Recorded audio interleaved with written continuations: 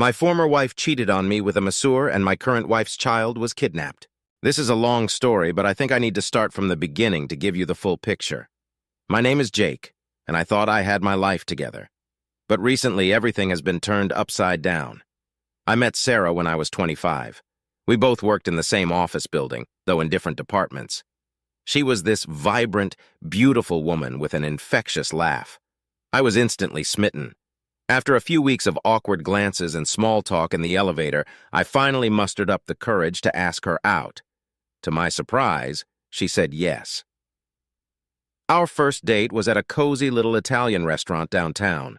We talked for hours, and it felt like we had known each other forever. She had a way of making me feel special, like I was the only person in the room.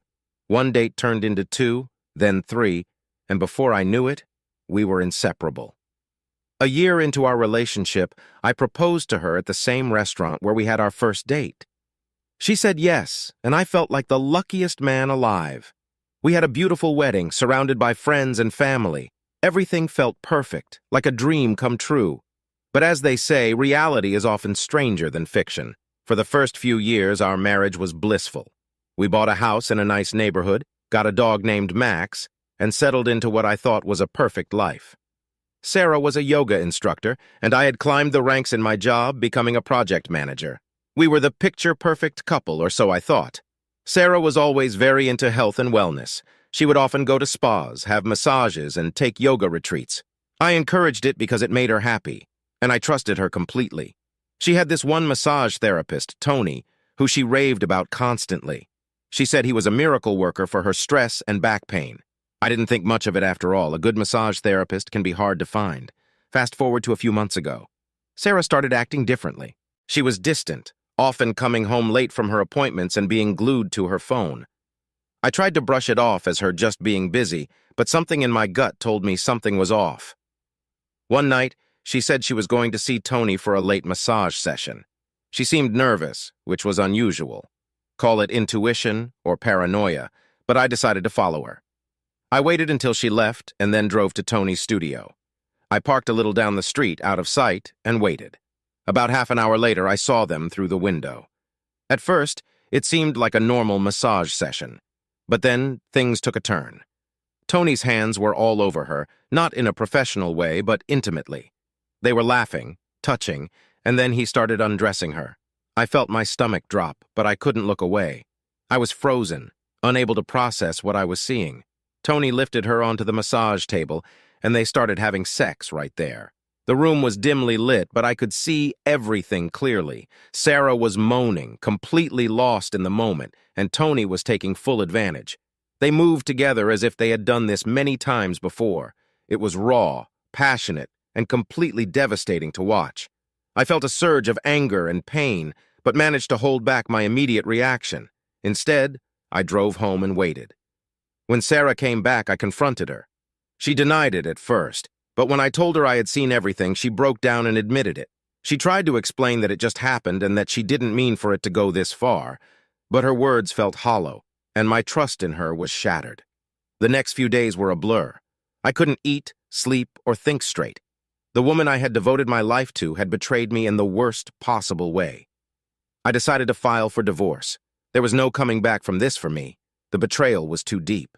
Divorce proceedings are a special kind of hell. Sarah tried to make amends, begging for forgiveness and another chance. She claimed she was confused and made a mistake, but I couldn't see past the betrayal. We went through mediation, where the facade of civility quickly crumbled. She tried to claim more than her fair share of our assets, which only fueled my anger. During the proceedings, more shocking truths came to light. I found out that Tony wasn't the only one. Sarah had been unfaithful multiple times with different men. This revelation broke me even more. How could I have been so blind?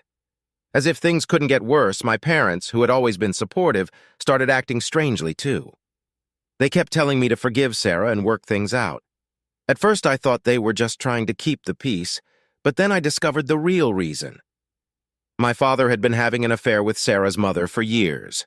They had both been living a lie, and now they were trying to manipulate me into forgiving Sarah to keep their secret safe. When I confronted them, they were unapologetic. They said it was none of my business and that their affair had nothing to do with my marriage. The betrayal from my own parents was a punch to the gut. I felt utterly alone, with no one to trust. And that's where I am now, trying to navigate this mess. I'm not sure what my next steps should be, but I need to find a way to move forward. It had been a few weeks since the divorce proceedings began. I was doing my best to keep it together, but every day felt like a battle. The betrayal from Sarah and the bombshell revelation about my parents had left me reeling. I had cut ties with almost everyone, trying to piece my life back together in solitude. One evening, as I was sitting on the couch, lost in thought, I heard a loud banging on my front door. Startled, I got up to see who it was. Before I could even reach the door, it burst open, and Ted, Sarah's brother, stormed in. His face was red with anger, and his eyes were wild. Ted immediately attacked me, throwing punches and yelling incoherently about how I had ruined their lives. I tried to defend myself, but he was much stronger and angrier than I had anticipated. He knocked me to the ground and continued his assault, kicking me in the ribs and hitting me in the face. I could taste blood and felt my vision blur, but I managed to kick him off me for a moment and scramble to my feet. As I backed away, trying to catch my breath, Ted continued his tirade, blaming me for exposing all the family secrets and destroying their reputation. His rage was uncontrollable, and I realized he wasn't going to stop. Desperation gave me strength, and I fought back with everything I had, managing to land a few punches that stunned him.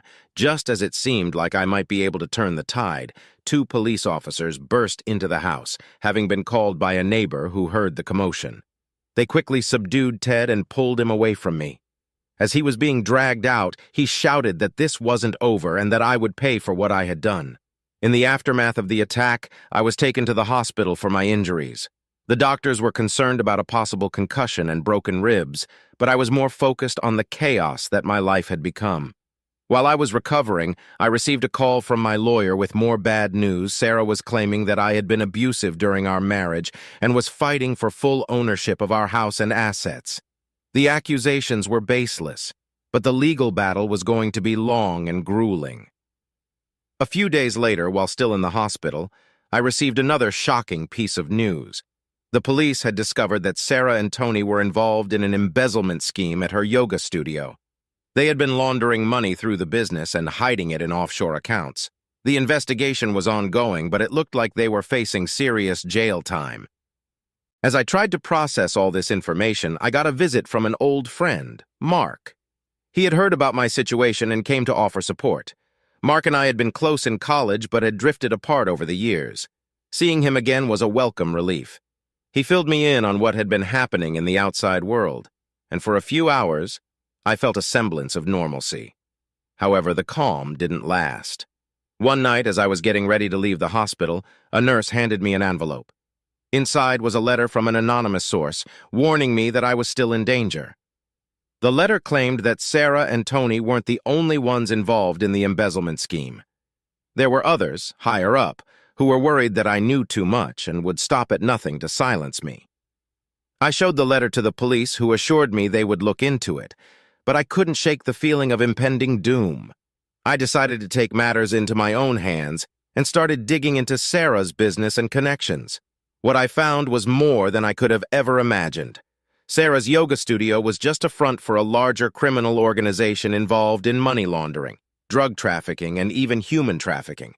I realized that my life was in serious danger and I couldn't trust anyone. I packed my bags and went into hiding, trying to stay one step ahead of the people who were after me. Mark helped me set up a safe house and provided me with the resources I needed to stay off the grid.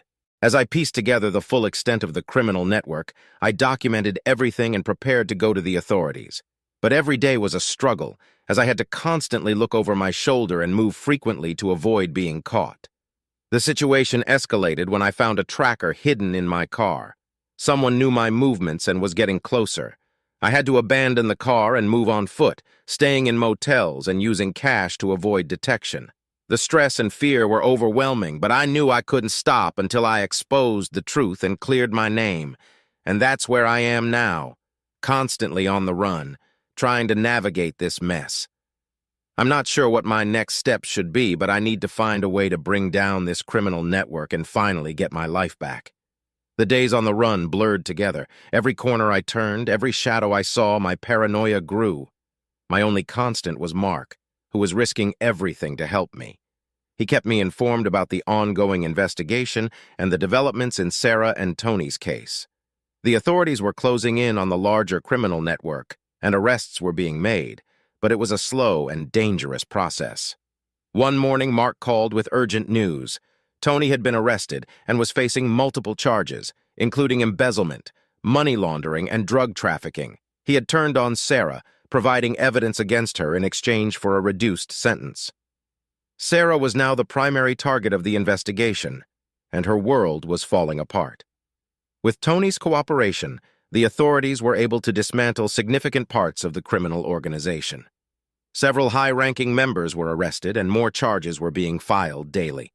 Despite the progress, I knew my battle was far from over.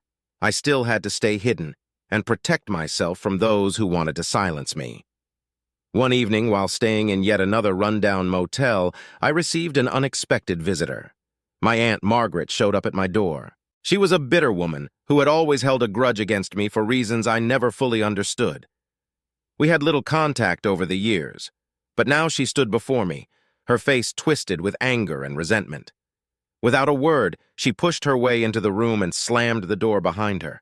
I could see the hatred in her eyes as she accused me of ruining the family. Margaret had always been close to my parents and blamed me for exposing their secrets and causing a rift in the family. Before I could react, she lunged at me, her fists flying. The initial shock left me momentarily stunned, and she landed several blows before I could defend myself. I tried to fend her off without hurting her, but she was relentless. Her nails clawed at my face, and she screamed obscenities, blaming me for everything that had gone wrong. In the midst of the struggle, Margaret pulled out a small, concealed weapon, a taser. She jabbed it into my side, sending a jolt of electricity through my body. I collapsed to the floor, unable to move as she stood over me, her chest heaving with rage. "You deserve to suffer for what you've done," she spat. "You're a disgrace to this family." As I lay there, paralyzed and in pain, she rifled through my belongings, looking for anything she could use to further ruin my life. She found the documents I had been compiling, evidence of the criminal network and Sarah's involvement. With a malicious grin, she stuffed them into her bag and left, leaving me helpless on the floor. It took several minutes for the effects of the taser to wear off enough for me to move. I knew I had to act fast. Margaret now had the evidence I needed to clear my name and expose the criminals. If she handed it over to the wrong people, it would be destroyed, and I would be left with nothing. I called Mark and explained the situation. He sprang into action, using his connections to track Margaret's movements. Meanwhile, I gathered what strength I had and set out to find her. It wasn't long before Mark located her at a small, out-of-the-way cafe. I made my way there, my mind racing with plans to retrieve the documents. When I arrived, I spotted Margaret sitting alone at a table, casually sipping coffee as if she hadn't just assaulted me and stolen crucial evidence. I approached her cautiously, trying to remain unnoticed. As I got closer, I saw an opportunity. Her bag was open, the documents partially visible inside. Taking a deep breath, I made my move. I grabbed the bag and ran, hearing her angry shouts behind me. I didn't stop, weaving through the streets until I was sure I had lost her. Exhausted and battered, I found a secluded spot and checked the contents of the bag. The documents were all there, intact. Relieved but still wary, I contacted Mark. He arranged for a safe place where I could hide until we could hand over the evidence to the authorities. It was a small victory, but I knew the fight was far from over. In the following weeks, the evidence I provided helped the authorities make significant breakthroughs in their investigation. Sarah was arrested and charged with multiple crimes. Her trial was a media spectacle, and the truth about her double life was laid bare for everyone to see. Margaret, realizing the gravity of her actions, tried to flee, but she was caught and charged with assault and obstruction of justice. Her hatred for me had driven her to desperate measures, and now she was facing the consequences. The criminal network continued to unravel, with more arrests being made and more victims being freed. The authorities praised my courage and determination, but I knew it had come at a great personal cost. My life had been shattered, my trust in those closest to me broken. As I slowly began to rebuild, I remained cautious, always looking over my shoulder. The scars from this ordeal would never fully heal, but I was determined to move forward. With the support of true friends like Mark, I started to see a glimmer of hope for the future. And that's where I am now, still navigating the aftermath of the chaos, but with a renewed sense of purpose.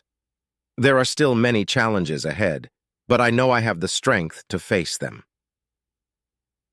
Months passed, and slowly life began to return to a semblance of normalcy. The legal battles subsided, and I found myself with a new sense of freedom, albeit with scars from the past. It was during this time that I met Emily. Emily was a breath of fresh air. We met at a mutual friend's party, and from the moment we started talking, I felt an instant connection. She had a warm, genuine smile and a kindness in her eyes that put me at ease. We talked for hours that night, sharing stories and laughing more than I had in a long time. Our first date was a simple coffee at a local cafe. It was refreshing to spend time with someone without the weight of my past looming over us. Emily was understanding and patient, never prying into my previous life unless I brought it up. She was an artist, passionate about painting and photography, and she had an infectious enthusiasm for life. We started seeing each other regularly. We enjoyed long walks in the park, weekend getaways to the countryside, and quiet evenings cooking dinner together. Emily had a way of making even the most mundane activities feel special. Her creativity and zest for life reignited a spark in me that I thought I had lost forever. After a year of dating, I knew I wanted to spend the rest of my life with her. I planned a special proposal, renting out a small art gallery for the evening. I filled it with her favorite flowers and displayed some of her artwork along with photos from our time together. As she walked through the gallery, taking in the memories, I got down on one knee and asked her to marry me. Her eyes filled with tears of joy as she said yes. Our wedding was a beautiful, intimate ceremony with close friends and family. We chose a picturesque vineyard as our venue, and the day was filled with love, laughter, and dancing under the stars. It was the happiest day of my life, and I felt like I was finally leaving the darkness behind. A few months after our wedding, Emily and I received the wonderful news that we were expecting a baby. The pregnancy brought us even closer together. We spent countless hours preparing for the arrival of our little one, from decorating the nursery to attending parenting classes. Emily's excitement was contagious, and I found myself eagerly anticipating the new chapter in our lives. The day our daughter Lily was born was indescribable. Holding her in my arms for the first time, I felt an overwhelming surge of love and protectiveness. Emily and I were over the moon, and our little family felt complete. The first few months were a blur of sleepless nights, diaper changes, and baby giggles. Despite the exhaustion, I cherished every moment. But then, the unthinkable happened. Lily was 3 months old when she was taken from us. It was a sunny Saturday afternoon, and we had taken her to the park for a picnic. The park was bustling with families enjoying the warm weather. We spread out a blanket under a large oak tree, and Emily took out her sketchbook while I played with Lily. At one point, Emily needed to use the restroom, so I stayed behind with Lily. I was distracted for just a moment, answering a text message from Mark, who was checking in on us. When I looked up, Lily was gone. Panic set in immediately. I frantically searched the area, calling out her name, but there was no sign of her. Emily returned, and I could see the fear in her eyes as I told her what had happened.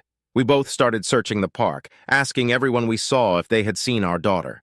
Minutes felt like hours, and the park seemed to close in around us. We called the police, and they arrived quickly, setting up a perimeter and questioning witnesses. Several people reported seeing a man and a woman near our blanket around the time Lily disappeared. They described the couple as average-looking, nothing particularly distinctive about them, which made the search even more challenging. The police took our statements and assured us they were doing everything possible to find Lily. Emily was inconsolable, and I felt a mix of helplessness and rage. We stayed at the park well into the night, hoping for any sign of our daughter. But there was nothing. Days turned into weeks, and there were still no leads. The police continued their investigation, and the media picked up the story, turning it into a nationwide search. We appeared on television, pleading for any information that could lead to Lily's safe return. One night, as I was going through the security footage from the park for the 100th time, I noticed something I had missed before. In the background of one of the clips, I saw a car parked near the park entrance. The car had a distinctive bumper sticker, a logo for a local animal shelter. I had a gut feeling this could be a clue. I took the footage to the police, and they followed up on the lead. It turned out the car belonged to a couple who had recently adopted a child under suspicious circumstances. The adoption papers were forged, and the couple matched the descriptions given by the witnesses in the park. The police conducted a raid on the couple's home, and to our immense relief, they found Lily. She was unharmed, but the sight of her in that unfamiliar place broke my heart. Emily and I rushed to the police station to be reunited with our daughter. The moment I held her in my arms again, I felt a wave of emotions, relief, joy, and an overwhelming sense of gratitude. The couple was arrested and charged with kidnapping, and the investigation revealed a larger network involved in illegal adoptions. The authorities dismantled the operation, ensuring that no other families would suffer the same ordeal. As we brought Lily home, I realized how precious and fragile life is. The experience had changed us, but it also made us stronger. Emily and I were more determined than ever to protect our family and cherish every moment together. We continued to work with the authorities, providing information to help bring others involved in the illegal adoption ring to justice. The media attention eventually faded, and we were able to focus on rebuilding our lives. Our bond as a family grew even stronger. Emily and I leaned on each other for support, and we made sure Lily was surrounded by love and security. We moved to a new home, far away from the memories of the past, and started fresh. In time, we welcomed another child into our family, a baby boy named Ethan. Watching Lily and Ethan grow up together, I felt a sense of peace I hadn't known before. Despite the trials we had faced, we had come out on the other side stronger and more united. Life had thrown us more challenges than I could have ever imagined. But with Emily by my side, I knew we could face anything together. And as I looked at our children playing happily in the yard, I felt a renewed sense of hope and gratitude for the family we had built. Our journey was far from over, but with love, resilience, and the support of those who truly cared for us, I knew we could overcome whatever came our way. As we settled into our new home, life began to take on a sense of normalcy. Emily and I found comfort in our new surroundings, and our children, Lily and Ethan, were thriving. We took walks in the nearby park, attended community events, and slowly started to build a new life for ourselves. Our new neighborhood was charming, filled with families and friendly faces. One of our closest neighbors was a man named Dave. He lived alone in the house next door, and although he was polite, there was something about him that seemed off. He often kept to himself and had a disheveled appearance. At first, we thought he might just be a private person, but soon his behavior began to raise concerns. We first noticed something was wrong when we saw people coming and going from Dave's house at odd hours. There were times when loud music and strange smells emanated from his place, but we tried to mind our own business. One evening, however, we heard shouting coming from his backyard. I went over to check if everything was all right and found Dave in a heated argument with a stranger. They quickly dispersed when they saw me, and Dave brushed it off, saying it was just a misunderstanding. Despite these odd occurrences, we tried to give Dave the benefit of the doubt. We wanted to be good neighbors and not jump to conclusions. However, things took a turn for the worse when one night, Emily and I were awakened by the sound of breaking glass. I rushed downstairs to find Dave standing in our living room holding a knife. His eyes were wild, and he was clearly under the influence of something. He accused us of stealing his stash, claiming we had taken his marijuana plants. His voice was frantic, and he waved the knife around, making wild threats. Emily grabbed the children and locked themselves in the bedroom while I tried to reason with him. I assured him we had no idea what he was talking about, but he was beyond reason. Just as things seemed to be escalating out of control, the police arrived. Our neighbor across the street had seen Dave break in and called 911. The officers managed to subdue him and take him away. It was a terrifying experience, and it left us shaken. We later learned that Dave had a history of drug addiction and had been spiraling out of control for some time. His paranoia had led him to believe we were somehow involved in his imaginary theft. In the days that followed, we took extra precautions to ensure our safety. We installed security cameras and strengthened the locks on our doors and windows. The incident had brought back memories of the chaos we had escaped from, but we were determined not to let it derail our new beginning. A few weeks later, we received another shock. Emily's sister, Lisa, came to visit us. She had been living abroad for several years and decided to return to be closer to family. Her arrival was a pleasant surprise, and it was heartwarming to see Emily reconnect with her sister. However, Lisa's visit soon brought to light a betrayal that would test our family's bonds. One evening, as we sat down for dinner, Lisa revealed that she had been in contact with Sarah, my ex-wife, and had been providing her with information about our new life. Emily was devastated. She couldn't understand why her sister would betray her trust like that. Lisa explained that Sarah had reached out to her, claiming she wanted to make amends and be a part of Lily and Ethan's lives. Emily felt torn between her sister and the need to protect our family. We had worked so hard to move on from the past, and now it felt like we were being dragged back into it. I could see the pain in Emily's eyes as she tried to process the betrayal. Lisa apologized profusely, insisting she had only wanted to help Sarah, not realizing the full extent of the damage she was causing. Despite the tension, Emily and Lisa eventually reconciled. Lisa promised never to contact Sarah again and to support us fully in keeping our family safe and secure. It was a difficult time, but we managed to navigate through it together. Around this time, we also received news about my parents. My father had fallen seriously ill, and my mother reached out seeking reconciliation. It was a complicated situation. Despite their betrayal, they were still my parents, and I couldn't ignore their plea for help. After discussing it with Emily, we decided to visit them. Seeing my father bedridden and frail was a sobering experience. My mother was a shadow of her former self, worn down by guilt and regret. They both apologized for their actions, expressing deep remorse for the pain they had caused.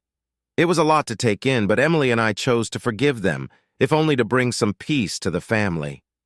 Life slowly began to settle down again.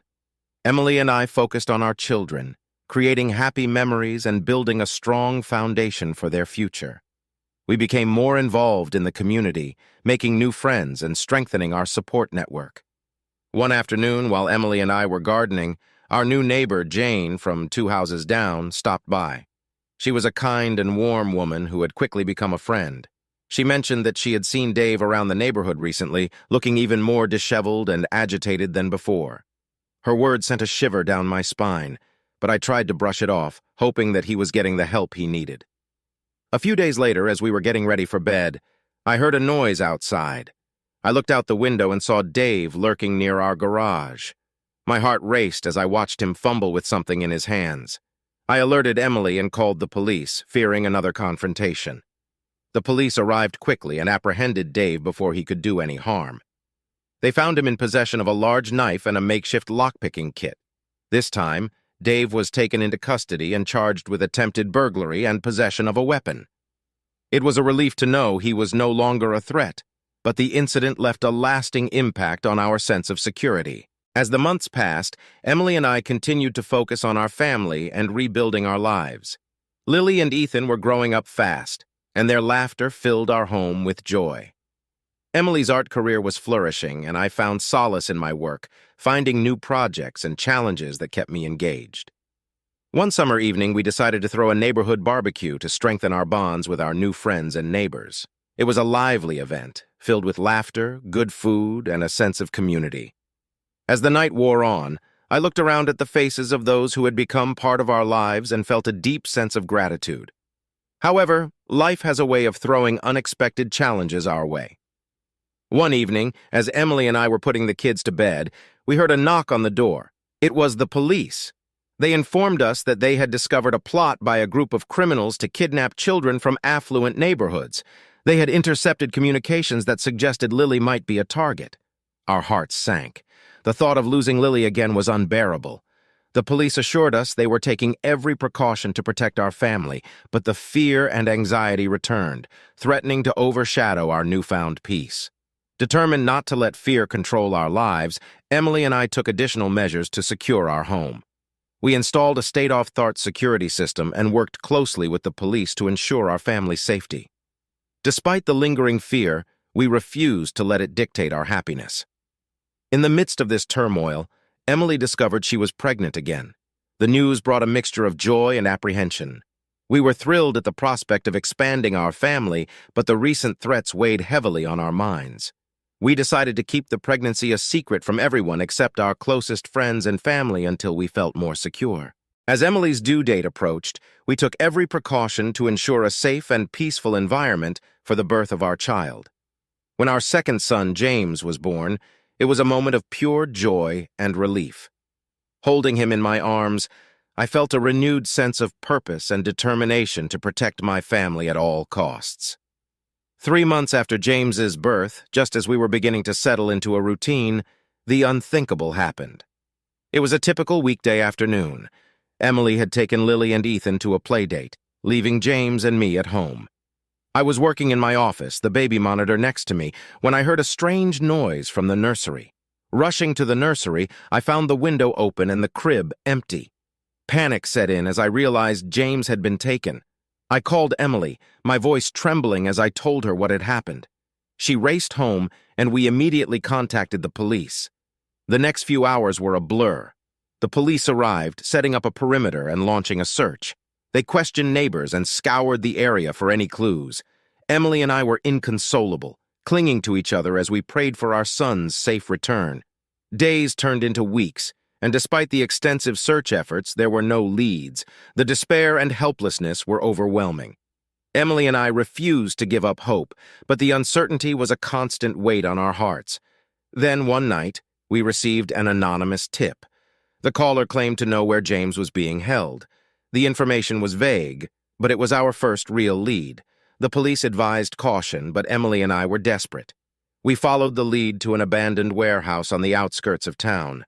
The warehouse was dark and foreboding. As we approached, we could hear muffled cries coming from inside. With the police close behind, we entered the building, our hearts pounding. In a dimly lit room, we found James, unharmed but scared. He had been taken by a desperate man trying to extort money from us, believing we were wealthy due to the media attention our family had received. The police apprehended the kidnapper, and we were finally reunited with our son. The relief was indescribable, and we held James close, vowing never to let him out of our sight again. In the aftermath of the kidnapping, our community rallied around us, providing support and comfort. The experience had been harrowing, but it also strengthened our resolve to protect our family and cherish every moment together. Emily and I knew we couldn't control everything that happened in our lives, but we could face each challenge with courage and resilience. Our love for each other and our children would always be our guiding light, no matter what obstacles lay ahead. As we settled back into our routine, we took comfort in the small moments of joy and peace.